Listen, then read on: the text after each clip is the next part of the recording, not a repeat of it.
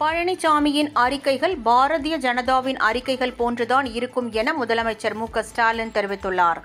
இது தொடர்பாக அவர் வெளியிட்டுள்ள வீடியோ வடிவிலான கேள்வி பதில் அறிக்கையில், டெல்லி முடிவுகள் இந்தி கூட்டணிக்கு சம்மட்டி அடி என்று எதிர்க்கட்சித் தலைவர் எடப்பாடி பழனிசாமி கூறியிருப்பதை பார்த்தால் பாஜகவின் அறிக்கைகள் போன்றுதான் இருக்கும் என்றார்.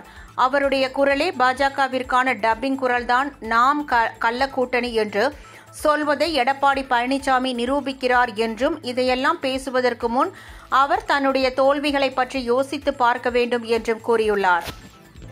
டெல்லி முடிவுகள் இந்தியா கூட்டணிக்கு சம்மட்டி அடின்னு எதிர்க்கட்சி தலைவர் பழனிசாமி சொல்லியிருக்காரு. நான் ஏற்கனவே சொன்னதுதான்.